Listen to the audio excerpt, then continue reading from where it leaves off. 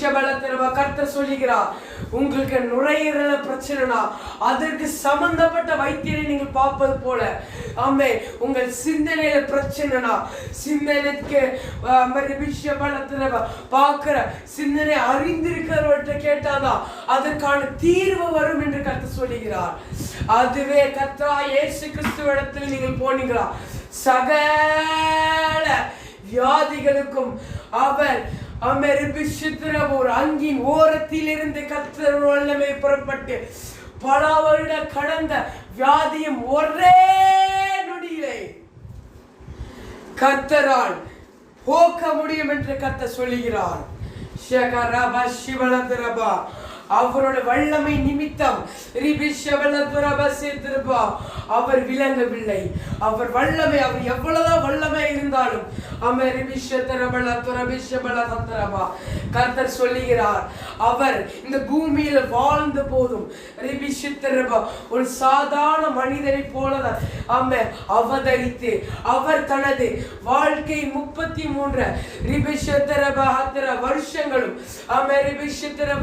வருஷங்களும் உண்மையும் நேர்மையும் எந்த மனிதனாலையும் செய்ய முடியாத பரிசுத்தமாய் வாழ்க்கை வாழ்ந்து அதே போல அவர்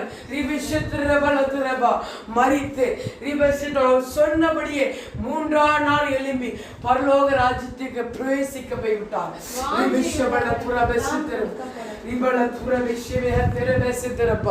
அவர் இறங்கும் நாளில், அவர் வருகையில் அவர் மறுபடியும் வருவார்.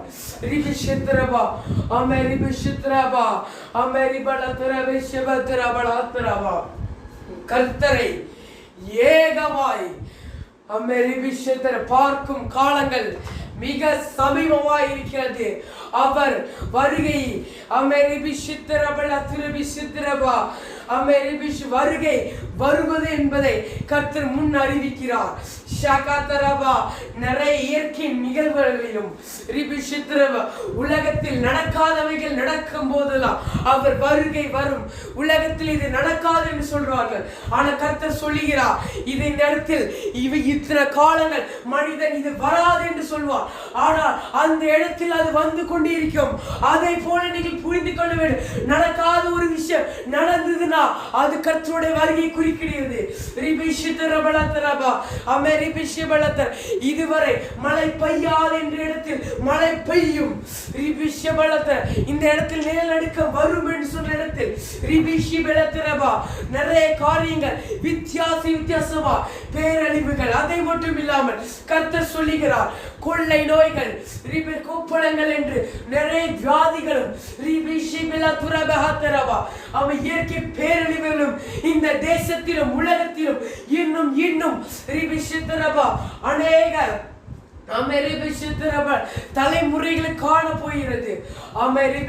கர்த்தர் சொல்லுகிறார், அவர் வரும் காலங்களில் எவன் தீவட்டியும் எண்ணெயும் ஆயத்தமாக படுத்தி அவர் வரும் நாளிலே தூபத்தை காட்டுகிறானோ அவனையே கர்த்தர் எடுத்துக்கொள்வார். ஏனென்றால் அவன் தூபம் என்று சொல்லுகிற விசுவாசம். கர்த்தர் மேல் வருகையில் நம்மை எடுத்துக்கொள்வார் என்ற விசுவாசத்தோடு காத்திருக்கிறவன் மட்டுமே அவனுக்காக பிரயாசப்பட்டு கர்த்தரோட வருகைக்கு பிரயாசப்பட்டு மற்றவர்களை ஆயத்தப்படுத்தி தானும் ஆயத்தமாகி அவன் நிற்கிறவனே பாக்கியவான். அவனை தான் கர்த்தர் எடுத்துக்கொள்வார். கர்த்தர் சொல்லுகிறார், மற்றவர்களை ஆயத்தப்படுத்தீர்கள், அது நல்ல விஷயம் தான். ஆனால் நீங்கள் ஆயத்தமாக வேண்டும். மற்றவர்களை ஆயத்தப்படுத்த காட்டிலும் நீங்கள் ஆயத்தமாய் விட்டு மற்றவர்களை ஆயத்தப்படுத்த வேண்டும். நீங்கள் மற்றவர்கள் ஆதாயம் பண்ணிட்டே இருந்தால் உங்கள் ஆதாயத்தை நீங்கள் மறந்து விடுவீர்கள். முதலில் நீங்கள் உங்கள் காரியத்தை செய்து முடித்து மற்றவர்களுக்கு மற்ற காரியத்தை நீங்கள் செய்து கொடுங்கள் என்று கர்த்தர் சொல்லுகிறார். அவர் பேசும் ஒவ்வொரு காரியங்களும் ஒரு நுணுக்கமா நீங்கள் காண வேண்டும். ஏனால் அந்த ஒவ்வொரு வசனங்களிலும் ஒவ்வொரு அவர் பேசுகிற வார்த்தைகளிலும் ஒரு பரலோகத்தில் காரியங்கள் ஒளிந்து கொண்டிருக்கிறது என்பது கர்த்தர் சொல்லுகிறார். அவர் பேசுகிற உவமைகளிலும் ஒன்றும் குறைவுபடாமல் எல்லா விஷயத்திலும் ஒரு கருத்தை கர்த்தர் வைத்திருக்கிறார். அது எந்த கருத்தை என்று ஞானத்தோடு அறிகிறவனிடத்தில் அந்த கருத்தை புரிந்து கொள்ள வேண்டும் என்றால் தேவ ஞானம் தேவைப்படுகிறது. ஒரு நாள் வசனத்தை அவ்வளவு எளிதில் வாசிக்க முடியாது. கர்த்தரை உண்மையாக நேசிக்கிற இடத்தில் தான் அதை வாசிக்கவும் அதை பற்றி தியானிக்கவும் முடியும் என்று கர்த்தர் சொல்கிறார். வாசிக்கவே முடியாது என்று சொல்லுகிற இடத்தில் தியானிக்கிறது எப்படி என்று உலகம் கேட்கலாம். ஆனா கர்த்தர் சொல்லுகிறார், அவர் இடத்தில் இருக்கிறவனுக்கு ஞானம் பரத்திலிருந்து வருகிற என்று கர்த்தர் சொல்லுகிறார்.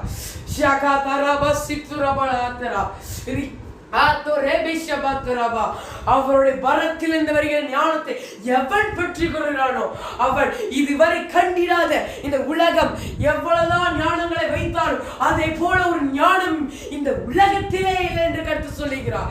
உலகத்தின் ஞானங்களுக்கு அப்பாற்பட்ட ஞானம் அது.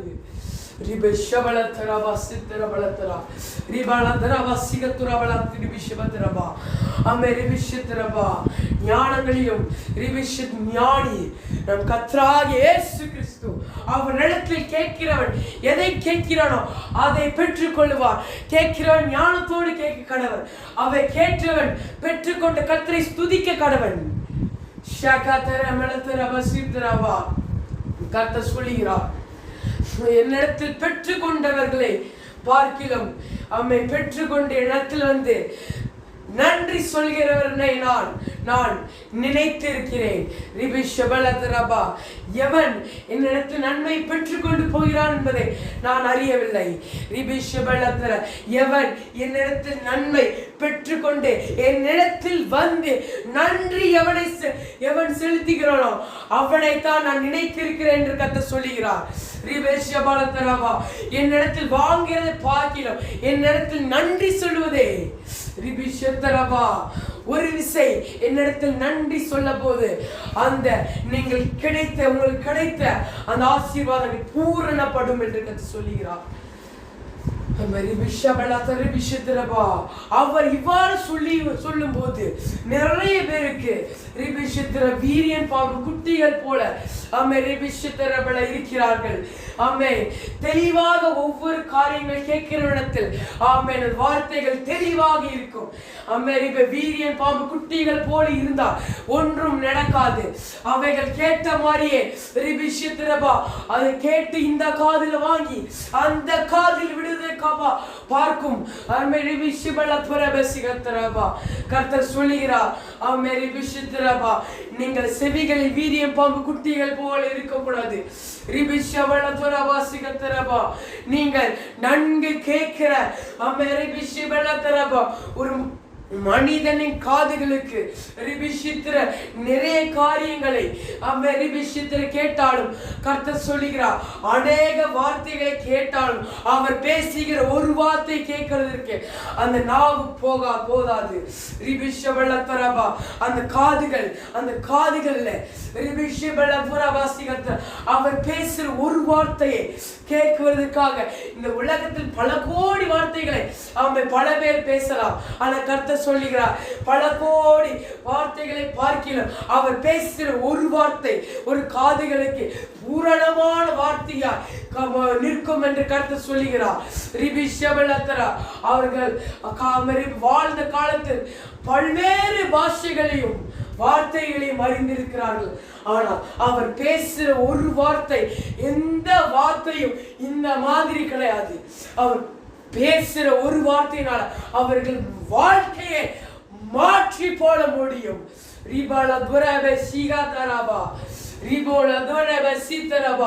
அவர் பேசுற ஒரு வார்த்தை மாற்றத்தை உண்டாக்கும். அவர் பேசுற ஒரு வார்த்தை செயல்பாட்டிலே அவர் பேசுற ஒரு வார்த்தை செயல்படும்.